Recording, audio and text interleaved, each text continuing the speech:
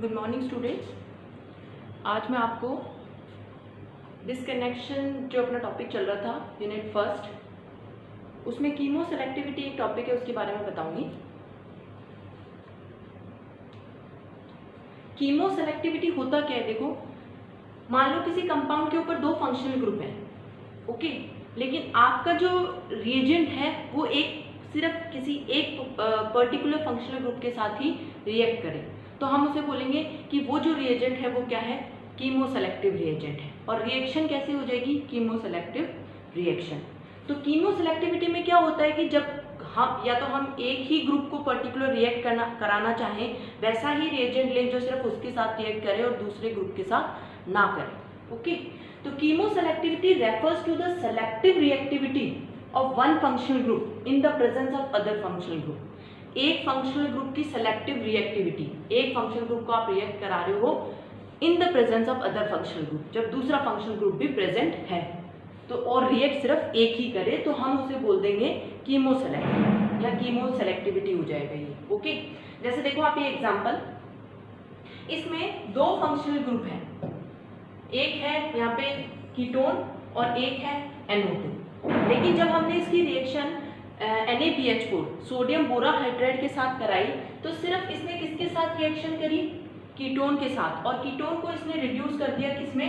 Alcohol में, और nitro के साथ रिएक्शन नहीं करी।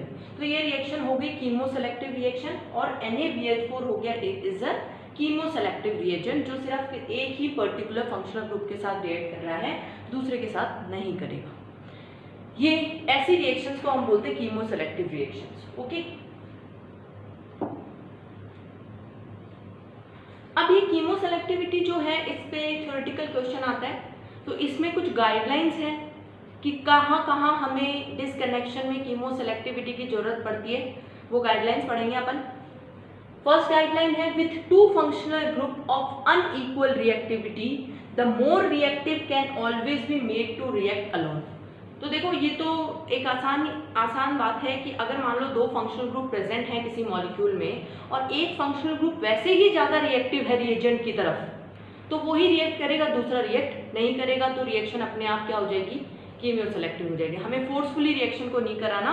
दो फंक्शनल ग्रुप है, एक वैसे ही ज़्यादा रिएक्टिव है रिएजेंट की तरफ, तो वो रिएजेंट के साथ रिएक्शन कर लेगा, ठीक है। जैसे देखो, ये साइक्लोमेथिसेन एक कंपाउंड है, इसका एग्जांपल से इसको समझाया। पहले हम क्या कर रहे हैं? पहले हम कर रहे हैं इसका डिस्कनेक्शन। तो देखो यहाँ पे क्या है, एक एस्टर बॉन्ड है, तो सबसे पहले अपन ने इस एस्टर बॉन्ड को यहाँ से तोड़ा।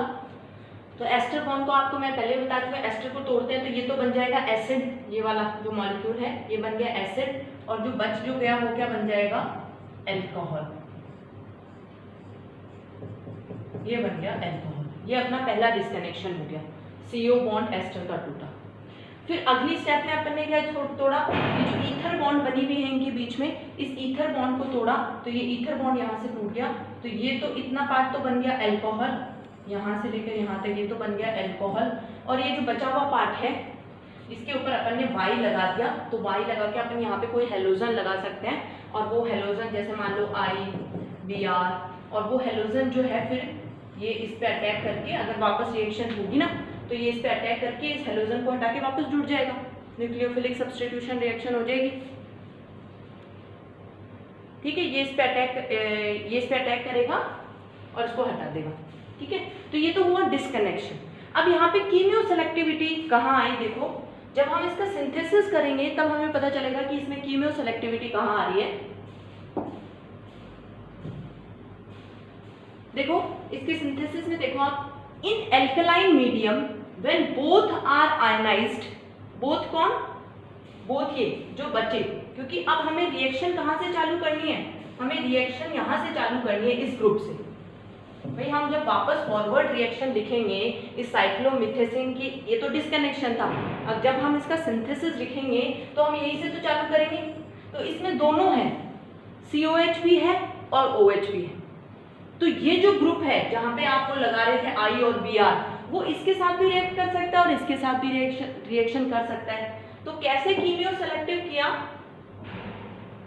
देखो in alkaline medium both are ionise, both means जो COOH कार्बोक्सिलिक ग्रुप और जो फिनॉल ग्रुप है वो दोनों आयनाइज हो जाएंगे। कब?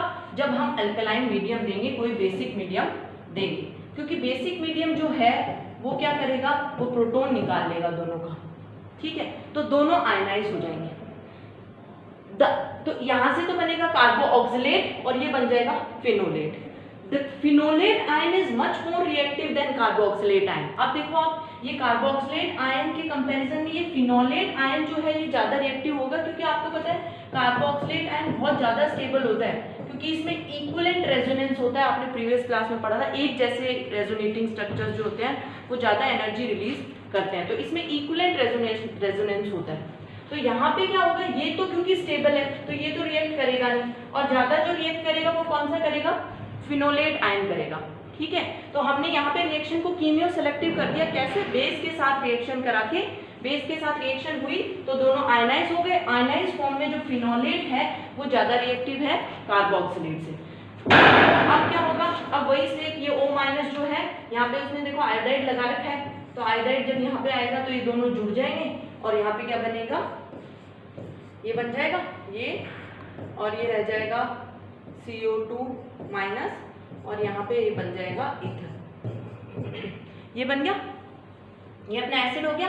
और फिर वो जो अल्कोहल था जो अपन ने उसमें लिखा था, उसमें जब मैंने डिस्कनेक्शन किया तो उस अल्कोहल के साथ इसकी रिएक्शन करा दो।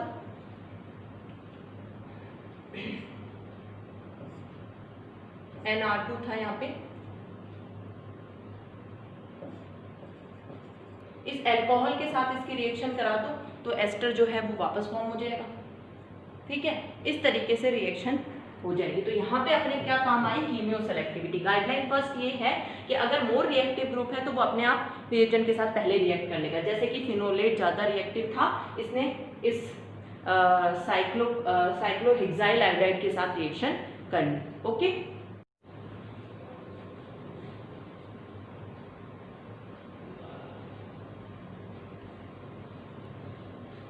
अब हम देखते हैं सेकंड एग्जांपल। इसमें उसी गाइडलाइन का एग्जांपल बता रही हूँ मैं, लेकिन ये बहुत इंपॉर्टेंट मॉलिक्यूल है पैरासीटामोल। आपको पता है जब भी अपने फीवर वीवर होता है तो पैरासीटामोल की मेडिसिन ली जाती है। ये जो पैरासीटामोल होता क्या है, पैरासीटामोल जो है ये एक अमाइड कंपाउंड है, ठीक है। ये पैरासीटामोल का फॉर्मूला है पैरा एसिटा, इसको तो बोला है एसिटामोल और पैरा एसिटामोल, ठीक है। तो इसमें क्या होता है, ये पैरा एसिटामोल जो है इसके सिंथेसिस में भी हमें कीमियो सेलेक्टिविटी ड्यूरिंग द रिएक्शन होती है। तो पहले क्या कर रहे हैं, पहले अपन इस पैरासीटामोल को क्या कर रहे हैं, डिस्कनेक्ट कर रहे हैं। तो आपको देखो यहाँ पे अमाइड बना हुआ है, पहले एस्टर था तो अमाइड एसिड और अमीन से बनता है। तो अपन क्या करते हैं, इसको यहाँ पे अमाइड लिंकेज को तोड़ दिया तो ये वाला तो देखो क्या बन गया, अमीन बन गया, और जो बचा हुआ पार्ट है वो क्या बन जाएगा, कुछ भी एसिड फ्लोराइड भी बना सकते हो आप, तो भी रिएक्शन हो जाएगी, ये बचा हुआ पार्ट ये बन जाएगा। अगली स्टेप में इसने क्या किया, इस NH2 को FgI कराई और किस में कन्वर्ट कर लिया, NO2 में कन्वर्ट कर दिया, ठीक है। और उससे अगली स्टेप में इसने क्या किया, क्योंकि फिनॉल के पैरा पोजीशन पे हम नाइट्रेशन करवा सकते हैं, तो इसने इस NO2 को भी हटा दिया, स्टेप दिखा दी कि नाइट्रेशन हुआ होगा, और क्या बना दिया, फिनॉल तक पहुंच गया कि फिनॉल से अपन सिंथेसिस स्टार्ट करेंगे, ठीक है। अब देखो आप, इसमें हम फिनॉल से अपन ये पैरासीटामोल का सिंथेसिस कर रहे हैं। पैरासीटामोल का सिंथेसिस में अपन ने फिनॉल तक तोड़ा था, तो सबसे पहले अपन लेंगे फिनॉल। ये आपने फिनॉल ले लिया, फिनॉल पे आपको पता था नाइट्रेशन हुआ था, तो सबसे पहले अपन ने HNO3 से इसका नाइट्रेशन करा दिया, ठीक है। नाइट्रेशन होने के बाद में, क्योंकि नाइट्रेशन NO2 का NH2 कर देंगे, क्योंकि वो उस टाइम उसका FgI किया था, तो यहाँ पे NO2 को क्या कर देंगे अपन, रिड्यूस कर देंगे किसमें, NH2, ठीक है। अब देखो लास्ट में वो जो अमाइड लिंकेज ये बना रहे हैं ना, मैंने तो वहाँ एसिड क्लोराइड लिया था, लेकिन ये अमाइड लिंकेज किससे बना रहा है, इससे बना रहा है, एसिटिक एनहाइड्राइड से। देखो एसिटिक एनहाइड्राइड क्या होता है, ये होता है, वो तो इससे भी बना सकते हैं एसिटिक एनहाइड्राइड से। मैंने क्या लिखा था उस टाइम, मैंने लिखा था ये, ठीक है। तो किसी से इससे भी कर सकते हैं और इससे भी कर सकते हैं, लेकिन आप ये देखो कि यहाँ पे OH और NH2 दोनों इसके साथ रिएक्शन कर सकते हैं, या एसिटिक एनहाइड्रेट के साथ रिएक्शन कर सकते हैं, दोनों का एसिटाइलेशन कर देगा ये, C डबल बॉन्ड को CH3 जोड़ देगा। लेकिन NH2 जो है वो एक ज़्यादा रिएक्टिव ग्रुप है किसके कंपैरिजन में, OH के, क्योंकि NH2 अपने लोन पेयर इजिली डोनेट कर सकता है, तो ये ज़्यादा रिएक्टिव है, तो इसी पे एसिटाइलेशन होगा। तो अगर आप एसिटिक एनहाइड्रेट लेते हो तो देखो एसिटाइलेशन कैसे होगा, ये लोन पेयर यहाँ अटैक करेंगे कार्बोनिल के ऊपर, ये इलेक्ट्रॉन ऊपर की तरफ जाएंगे, एक बॉन्ड बनेगा CO बॉन्ड, फिर वापस इलेक्ट्रॉन अंदर की तरफ आएंगे और ये बॉन्ड टूट जाएगा, और ये CH3 C double bond group इसके साथ जुड़ जाएगा, और ये पैरासिटामोल यहाँ पे बन जाएगा जो होता है ये। तो ये आपको पता होना चाहिए, फॉर्मूला ध्यान रहना चाहिए, पैरासिटामोल क्या होता है और किस तरीके से अपन इसका डिस्कनेक्शन और सिंथेसाइज कर सकते हैं। तो ये गाइडलाइन फर्स्ट में है कि अगर कोई ग्रुप ज़्यादा रिएक्टिव है तो वो वैसे ही रिएक्शन को कीमियो सिलेक्टिव कर देगा, वो रिएक्ट करेगा रिएजेंट के साथ, दूसरे को नहीं करने देगा। ये 2 एग्जाम्पल हो गए हैं अपने, ठीक है, पहली गाइडलाइन।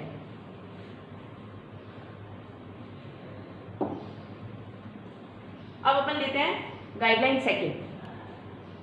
गाइडलाइन सेकंड में है when one functional group can react twice, अगर एक ही फंक्शनल ग्रुप 2 बार रिएक्ट कर सके, the starting material and the first product, जहां से आप स्टार्ट कर रहे हो और रिएक्शन होने के बाद में जो फर्स्ट प्रोडक्ट बनेगा, will compete for the reagent, compete करेंगे रिएजेंट के लिए, क्योंकि आप तो स्टार्टिंग मटेरियल पे रिएक्शन कराना चाहते हो, लेकिन जो फर्स्ट रिएजेंट बना वो वापस से रिएक्ट कर सकता है, फर्स्ट आपका प्रोडक्ट बना वो वापस से रिएक्ट कर सकता है रिएजेंट के साथ, ठीक है। तो कंपटीशन रहेगा किसके, स्टार्टिंग मटेरियल और जो आपका प्रोडक्ट बना उसका कंपटीशन रहेगा रिएजेंट के लिए, ठीक है।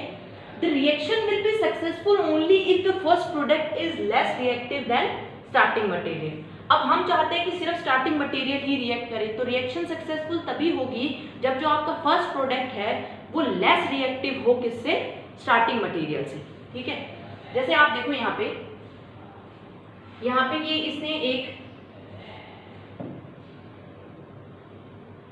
यहाँ पे इसने ये जो कंपाउंड लिया है, सबसे पहले इसमें एस्टर बॉन्ड भी है, ये देखो C double bond ester bond है, तो सबसे पहले अपन ने क्या किया, इस एस्टर लिंकेज को तोड़ा, ठीक है। तो यहाँ से एस्टर लिंकेज टूट गया, ठीक है, तो ये हो गया बेंजाइल अल्कोहल बन गए PHCH2OH।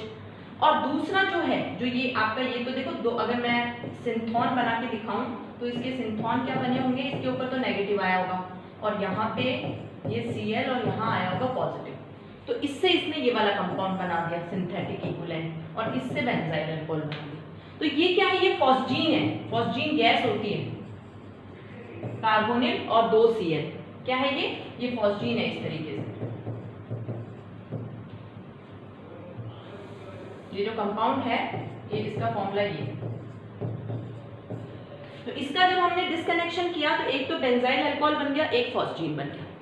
लेकिन अब हम जब सिंथेसिस करें, जब हम इसका सिंथेसिस करेंगे तो आप देखो सिंथेसिस में आप क्या देखोगे, आप लोगे बेंजाइल अल्कोहल ये लोगे, और दूसरा आप क्या लोगे, आप लोगे ये फॉस्जीन गैस जब सिंथेसिस कर पाओगे तो, ठीक है। तो बेंजाइल अल्कोहल ये ऑक्सीजन के जो लोन पेयर है ये यहाँ अटैक करेंगे, ठीक है। और ये देखो ये एक इसमें एडिशन एलिमिनेशन रिएक्शन होगी, तो ये एडिशन हुआ, ये इलेक्ट्रॉन बाहर जाएंगे ऑक्सीजन के, फिर ये वापस आएंगे और Cl निकल जाएगा, एडिशन एलिमिनेशन रिएक्शन, जैसा कि एसिड डेरिवेटिव देते हैं, तो ये हो जाएगा PH CH2O C double bond Cl।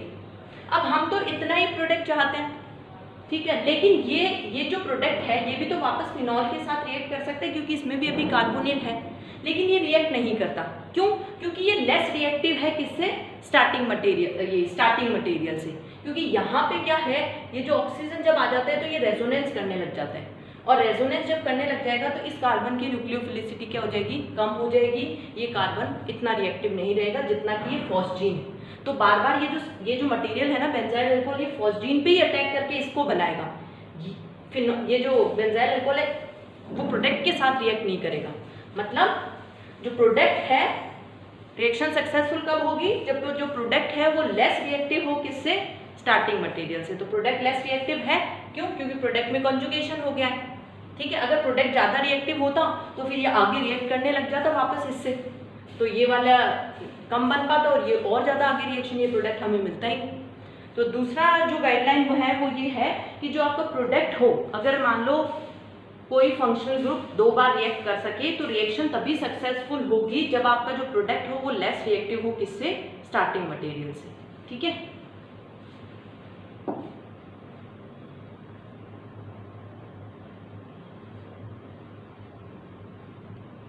ठीक है, ये यहाँ पे देखो, ये मैंने ये हो गया अपना, ये देखो PHCH2OH के साथ मैंने फॉस्जीन की रिएक्शन करवाई हुई है ना। और इसमें आपको पता ही है जो प्रोडक्ट बनेगा PHCH2O C double bond O CH, ये लेस रिएक्टिव होगा, इसलिए फर्दर रिएक्ट नहीं करेगा और यही प्रोडक्ट रह जाएगा जो अपन को चाहिए, ठीक है। ये देखो इसने क्या बोला, हाफ एस्टर। हाफ एस्टर क्यों बोल रहा है? ये इधर की तरफ ही है सिर्फ एस्टर, पहले फॉस्जीन में तो क्या था, दोनों कार्बोनिल क्लोराइड, ये एसाइल क्लोराइड थे, एसिड क्लोराइड थे दोनों की तरफ, यहाँ हाफ एस्टर हो गया।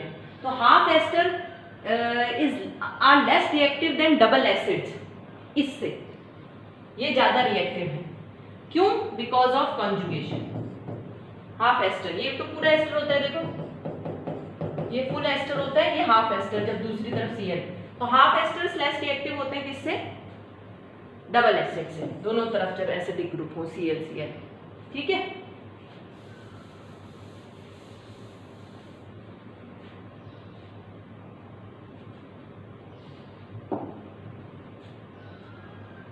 अब देखो, अभी तक अपन ने 2 गाइडलाइन पढ़ी हैं।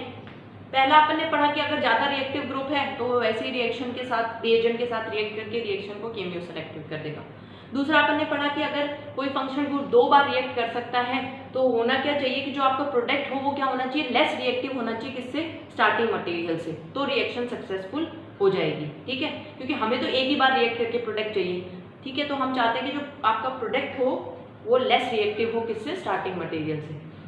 अब क्या है, अब हम उन दोनों के उल्टा पढ़ेंगे कि मान लो हमारे पास 2 फंक्शनल ग्रुप हैं और हम चाहते हैं कि मोर रिएक्टिव वाला रिएक्ट ना करे। कौन सा रिएक्ट करे? मोर रिएक्टिव तो वैसे रिएक्ट करता है, लेकिन हम चाहते हैं मोर रिएक्टिव ना रिएक्ट करके लेस रिएक्टिव वाला रिएक्शन करे, तो आप क्या करोगे?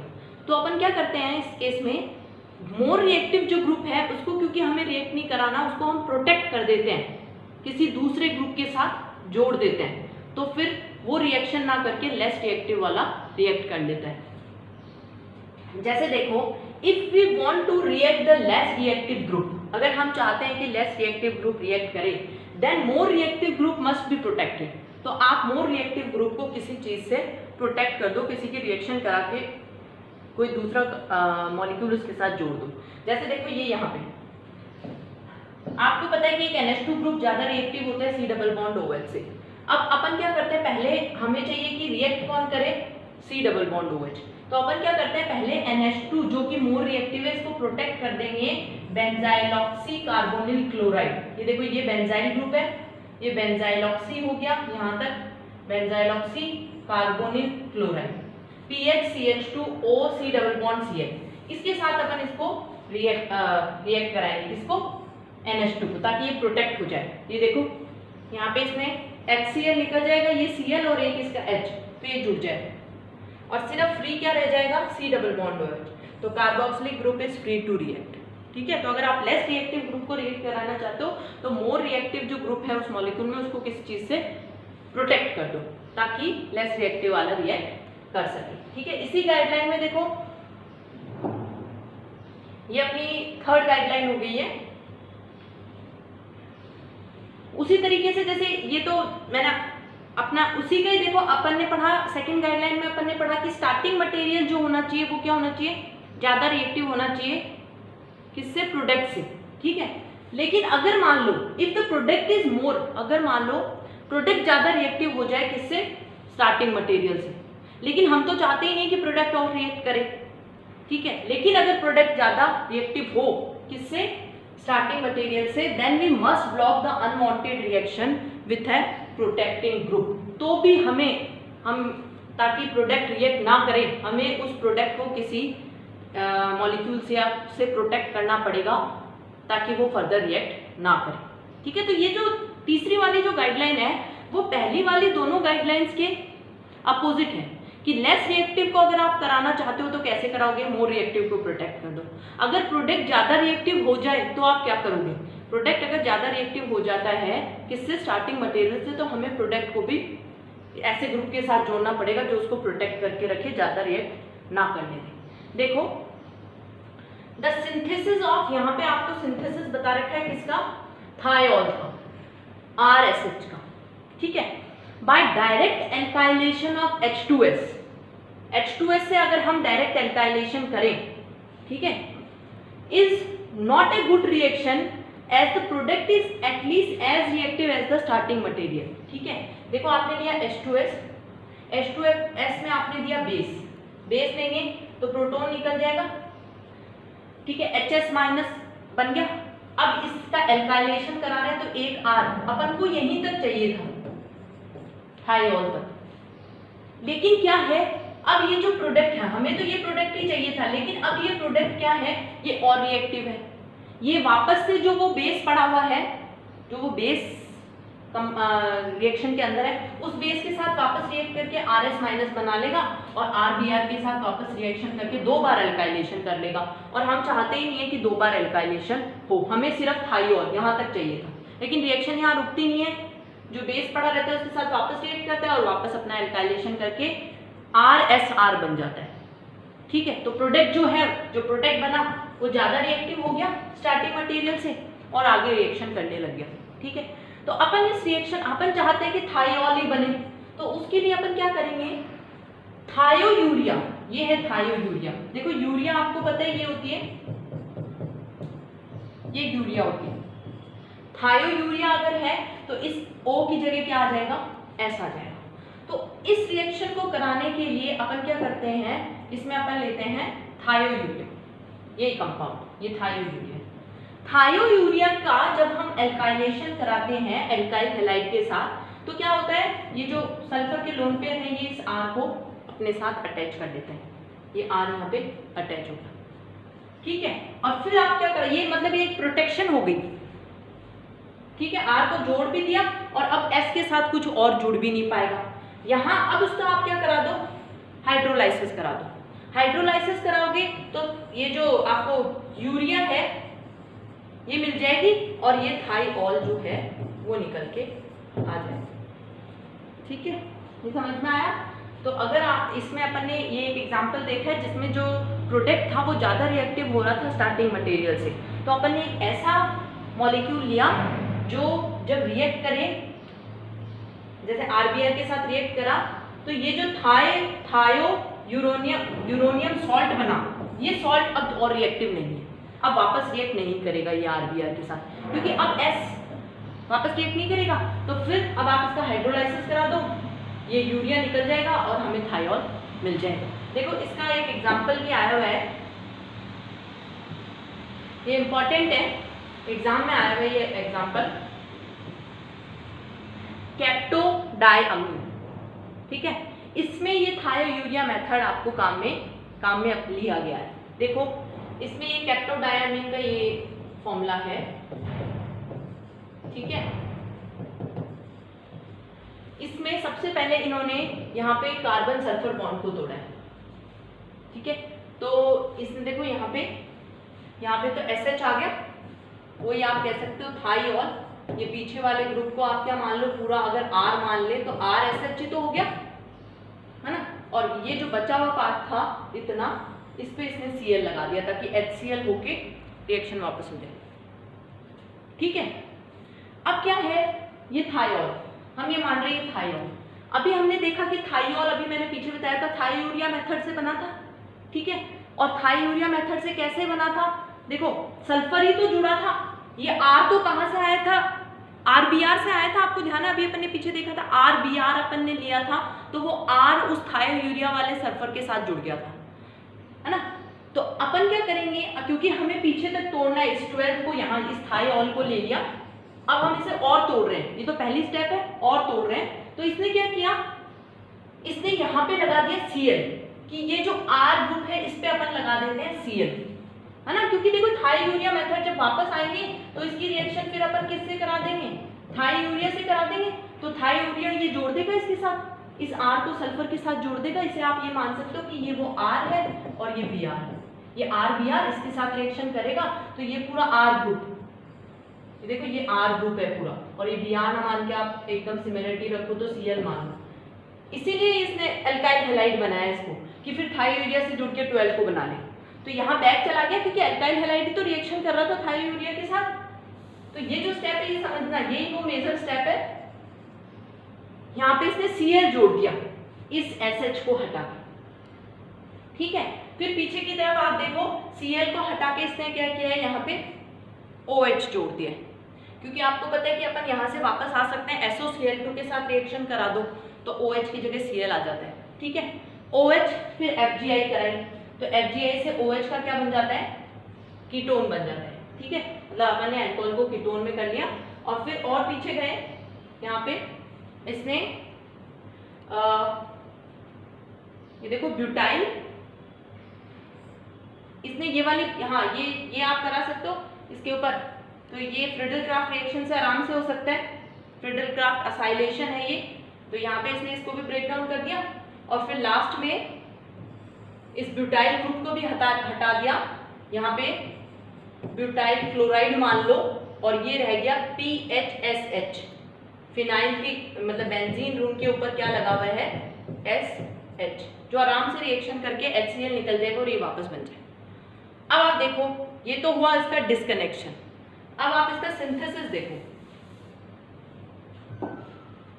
देखो अपन सिंथेसिस में यहां से स्टार्ट करते हैं। तो अपने पास ये है PHSH, मतलब फिनाइल रिंग पे थायोल ग्रुप जुड़ा हुआ है ये, ठीक है। सिंथेसिस कर रही हूं मैं यहीं पे, प्लस इसके साथ ये जो ब्यूटाइल क्लोराइड है ये रिएक्शन करेगा, ठीक है। तो ब्यूटाइल क्लोराइड जब रिएक्शन करेगा तो ये HCl निकल जाएगी, ये H निकल जाएगा, ये Cl निकल जाएगा। तो क्या हो जाएगा इसके ऊपर, ठीक है, ये इससे जुड़ जाएगा। इसको आप इस SH को भी अपन यहाँ लिख लेते हैं ताकि आपको जो आगे बने हुए कंपाउंड्स हैं उनमें कंपैरिजन सही रहे, SH। तो ये देखो यहाँ पे S ब्यूटाइल ये वाला बन गया, ठीक है, S ब्यूटाइल बन गया। अब अपन क्या करेंगे, S ब्यूटाइल, ठीक है। अब अपन क्या करेंगे, अब अपन क्योंकि ये एक ऑर्थो पैरा डायरेक्टिंग ग्रुप है, ठीक है, तो अपन इसका क्या करेंगे, असाइलेशन करा देते हैं। तो अपन इसकी रिएक्शन करा देंगे PHC double bond Cl AlCl3। तो ये फ्रिडल-क्राफ्ट असाइलेशन हो जाएगा।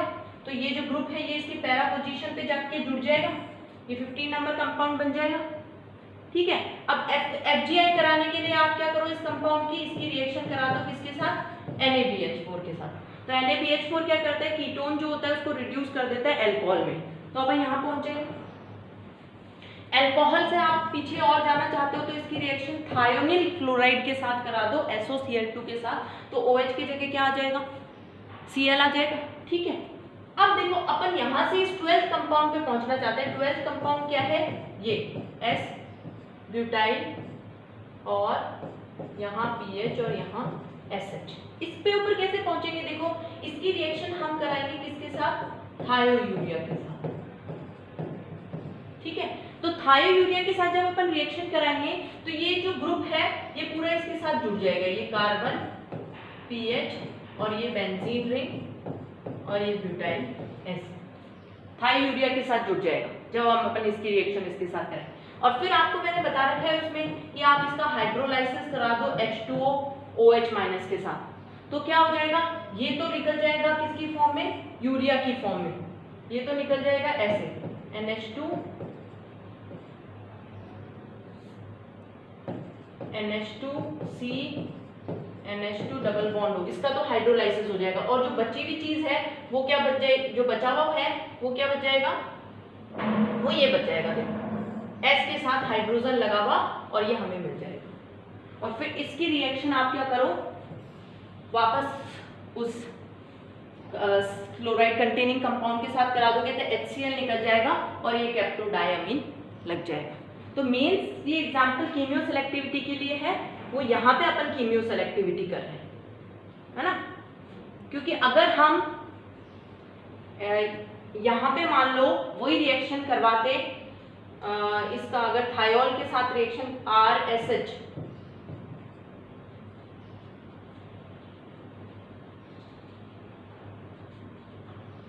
ओके,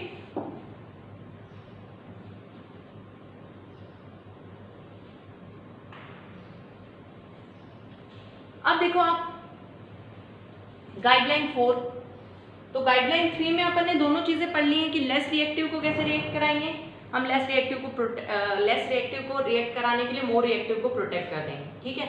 अगर स्टार्टिंग मटेरियल से ज्यादा रिएक्टिव है कौन, प्रोडक्ट, तो आप ऐसे प्रोडक्ट को ऐसे ग्रुप के साथ रिएक्ट कराओ, मतलब ऐसी रिएक्शन कराओ जिसमें कि जो आपका स्टार्टिंग मटेरियल है वो फर्दर ऐसे रिएक्शन कराओ जिसमें कि आपका जो प्रोडक्ट है वो फर्दर रिएक्ट ना करे, ठीक है।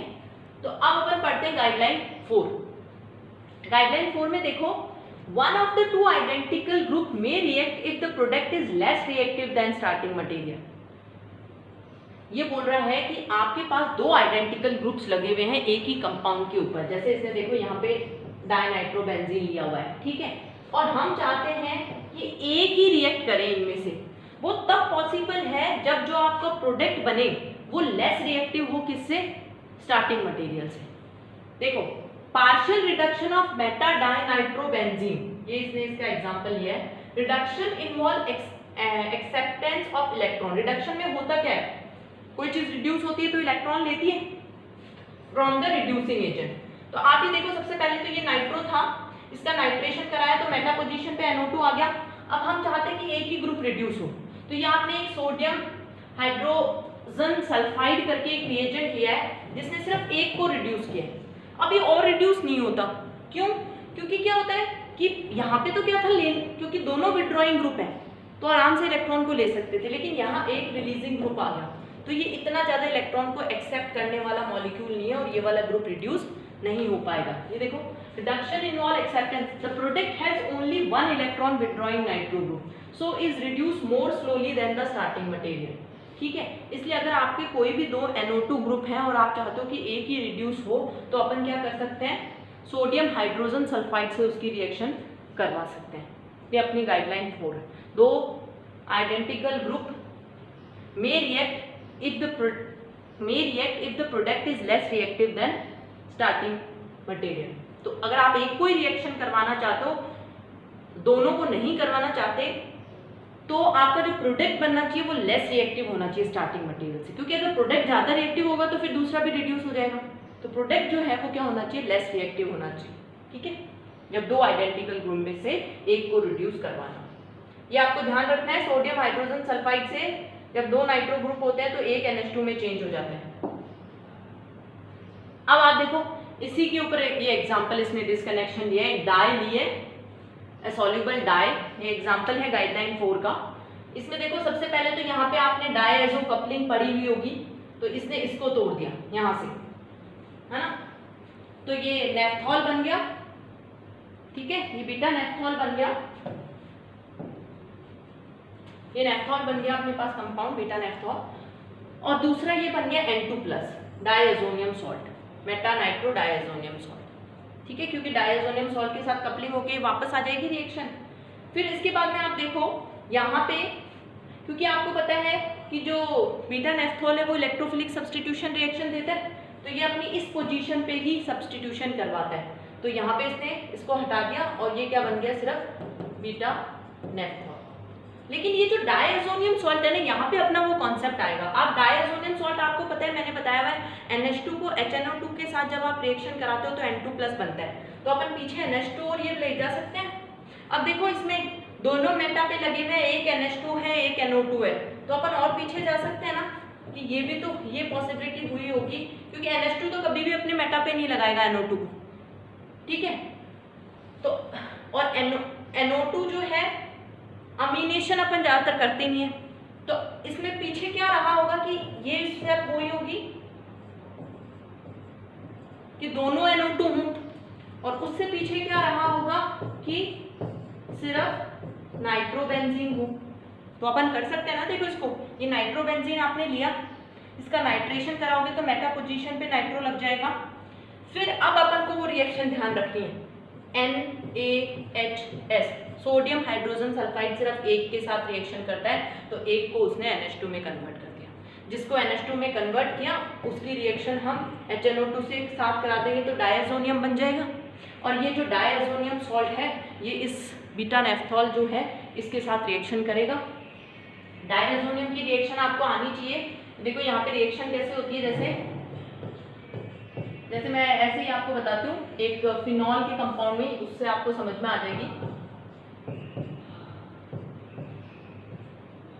जैसे मान लो ये एक फिनॉल है और इसके साथ हम करा रहे हैं ये डायजोनियम की रिएक्शन, ठीक है।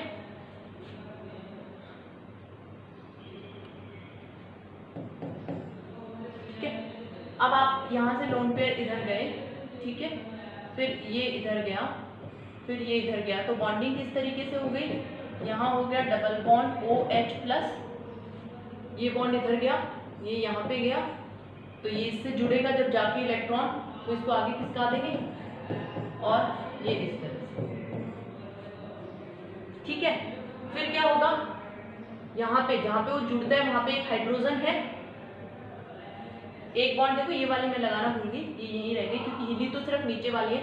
ये वापस आ जाएगा, ये वापस आ जाएगा और ये वापस आ जाएगा, तो क्या हो जाएगा, ये वापस फिनॉल बन जाएगा देखो, और बेंजीन रिंग पूरी हो जाएगी और ये इसके साथ एन डबल बॉन्ड N जुड़ गया, इसे ही कहता है डायजोनियम कपलिंग।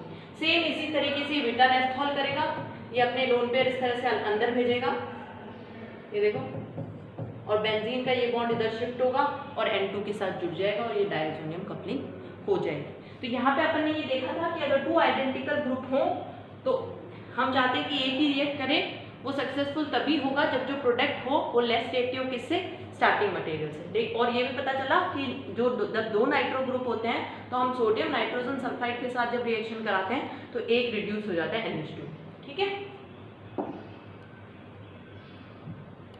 अब आप देखो गाइडलाइन 5th हो गई, दिखती है 5th है, one of the 2 identical functional group में react with 1 equivalent of reagent. अब जैसे अभी तो NO2 की बात करी थी, इसी तरह से अगर आपके 2 अल्कोहल हैं, ठीक है, वन ऑफ द, हमें 1 को रिएक्ट कराना है, 1 ऑफ द 2, क्योंकि कीमियो सेलेक्टिविटी में कराना एक को ही होता है, वही हम देख रहे हैं कि कैसे हम एक को कराएं। तो 1 of the 2 identical functional group identical होने चाहिए, may react with 1 equivalent of reagent, एक ही मतलब एक इक्विवेलेंट रिएजेंट के साथ ही रिएक्ट करें। अगर हम डाल दें उसके तो एक ही मॉलिक्यूल के साथ रिएक्ट करें ताकि एक ही ग्रुप रिएक्ट करे, दूसरा ना रिएक्ट करे। वो ज़्यादातर इनमें होता है अल्कोहल्स, लेकिन ये है कि उन अल्कोहल्स के बीच में अच्छा सेपरेशन होना चाहिए। पहली चीज़ वो दूर दूर होने चाहिए वो अल्कोहल्स, और वो सेम तरह के होने चाहिए, ठीक है। वो अल्कोहल जो है उनके आसपास का एनवायरनमेंट क्या होना चाहिए, सेम होना चाहिए। जैसे इसने देखो सोडियम ज़ाइलीन ले लिया, ठीक है, तो सोडियम ज़ाइलीन क्या करेगा, ये जो प्रोटॉन है ये निकल जाएगा, ये तो सोडियम से जाकर अटैच हो जाएगा, ठीक है, और यहाँ पे O- रह जाएगा, ठीक है। O- जो है वो इसके साथ एल्काइलेशन होगा इसका, और इथाइल इसके साथ लग जाएगा सिर्फ, तो एक ही OH ग्रुप रिएक्ट करा। कब, 2 group must be identical, must be separated from each other, एक दूसरे के एक जैसे होने चाहिए, आइडेंटिकल होने चाहिए, ठीक है।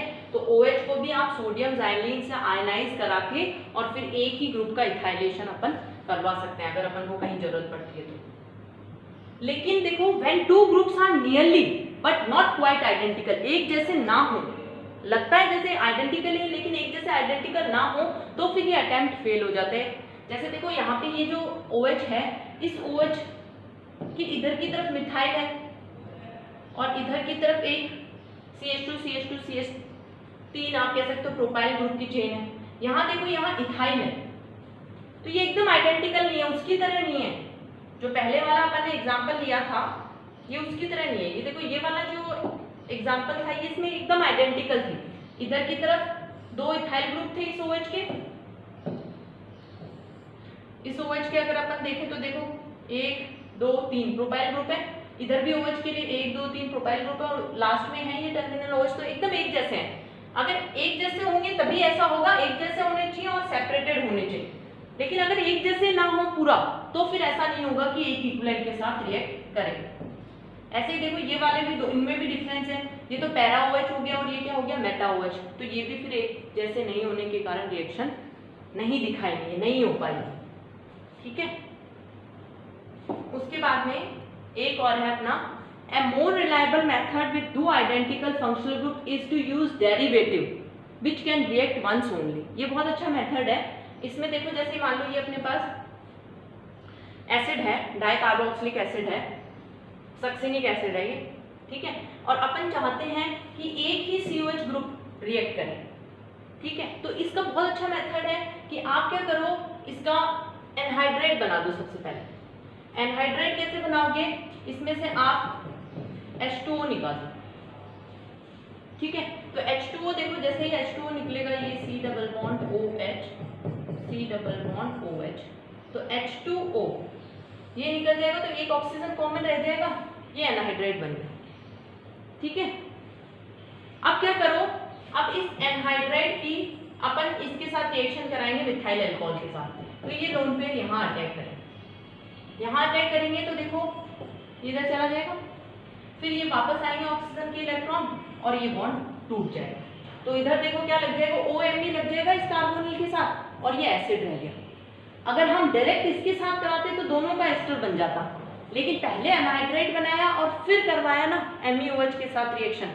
अगर हम डायरेक्ट कराते ना देखो MeOH के साथ तो दोनों एस्टर बन जाते, लेकिन पहले हमने क्या किया, इसका एनहाइड्रेट बनाया फिर MeOH के साथ करा तो सिर्फ एक ही ग्रुप ने रिएक्ट किया।